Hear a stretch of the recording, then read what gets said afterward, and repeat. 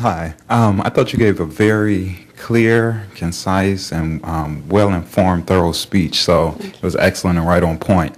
I personally have seen in Cleveland where we have also a pipeline issue in terms of young people who can get to the level that you have arrived at, as well as some of the people in the medical field. I sit on a board called the Cleveland School of Science and Medicine at John Hay, which has a relationship with the Cleveland Clinic, Case Western Reserve, and University Hospitals, as well as other partners.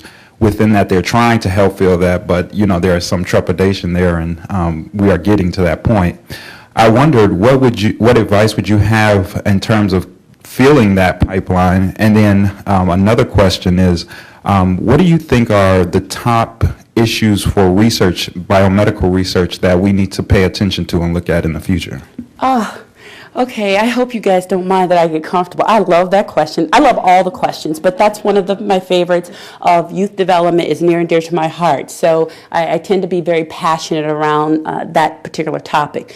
The very first and immediate thing that we need to do for young people to fill the pipeline is model it for them and show them what it looks like. You've got to get women and leaders and people of color in front of them so that they can see that it is possible. I am not an exception. I told you how I came into this world. So every obstacle that you just described for the public school system was facing me. I came up through the public school system. I was blessed to have 1 year of private boarding school experience through the grants and donations of a very generous non-for-profit organization.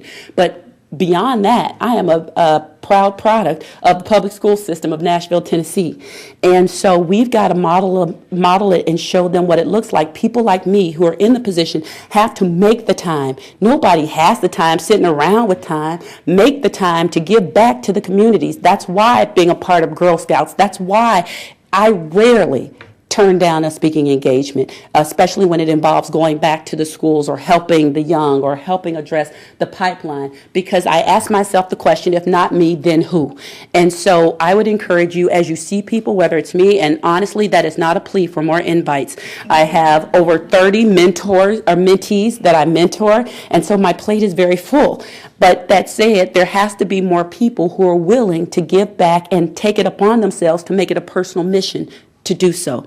Second question that you asked is easy and clear, right? The thriving and most thriving area in the area of biotech research right now is in the areas of oncology and neurodegenerative diseases like Alzheimer's, for example, or dementia. And then I would always say that one true hole that's always been and always will be an area of continued investigation will be cardiovascular disease, because it's not enough to treat until we get a cure for any of those conditions. Then our work is not done.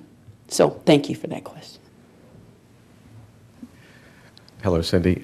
Switching the focus briefly to the supplier side from the delivery side, can you comment on your opinion on how good a job the medical device manufacturing industry is doing in engaging with minority-owned and women-owned vendors and suppliers, and what is Medtronic doing in this instance? Absolutely. Now, what I won't be able to tell you is chapter and verse around what % of all of our vendors and procurement comes from women and minority-owned businesses, but I would be happy if you'd like to follow up either on the website or with me directly to get that information. I'd certainly be willing to provide that. What I can say, though, on that side is Medtronic goes beyond the requirement. So anytime you do business with the federal government, there's a requirement that a certain % of your business goes to minority-owned suppliers. So but the real goal for Medtronic and manufacturers is going beyond the necessary requirement. What we're talking about by way of healthcare disparities and doing business with small businesses and minority-owned suppliers is not one of law and mandate. We're talking about the right thing to do for your business and for society at large. And we've got to be participants in global society and our local communities to realize that opportunity. Now, I will say that I have been very blessed and surprised by the Twin Cities community in that regard. It is one of the largest, most active, prominent social service environments, and not only social service environments, but organization involved in facilitating small businesses, minority-owned businesses with major corporations. And we have over 13 Fortune 500 companies headquartered in the Twin Cities. Okay, so for any of those looking for career choices, I am advocating for the Twin Cities, not to the exclusion of Cleveland, of course. But to that point of not only are companies doing it themselves, Medtronic is actively engaged, but because of the community that we are in, that is an active part of, and we sit on the boards of a number of those companies, including Meta, which has now founded the largest, helped incubate the largest construction contractor, minority owned in the United States, came from that organization. So I'll stop there. Hi, Cindy. I'm Dr. Hi. Charles Maudlin from Cleveland Clinic. I'm especially proud to see you here today as a fellow alumnus of Northwestern University. It Go really makes me Wildcats. proud. You know, when I was there, actually, we had the losing streak. But anyway, we founded a minority men's health center at Cleveland Clinic about 10 years ago with a healthcare disparity initiative. And I was just going to say that you are a very special person, a very courageous leader.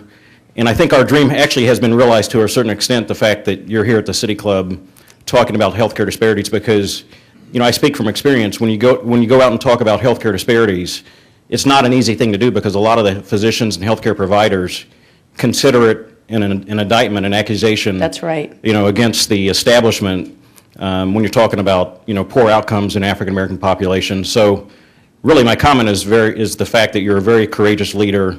And I really applaud, you know, the work that you're doing by standing up and speaking out against the healthcare disparities, because it's really not an easy thing to do. So you are a very special, courageous person. I just wanted to say that.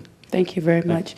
I will add a comment to that, is that somehow we have to find a way to have the dialogue such that it is not perceived or believed to be or feels like an indictment against healthcare providers. Because obviously the opportunities that I have outlined rest for the most part upon the shoulders, among everything else, in the days of increased requirements, in the days of increased hours and decreased salary and pay and reimbursement levels. We are putting a lot of burden upon the shoulders of healthcare providers. And so that's why I say it's multifactorial, nor is it easy, but it is the work before us.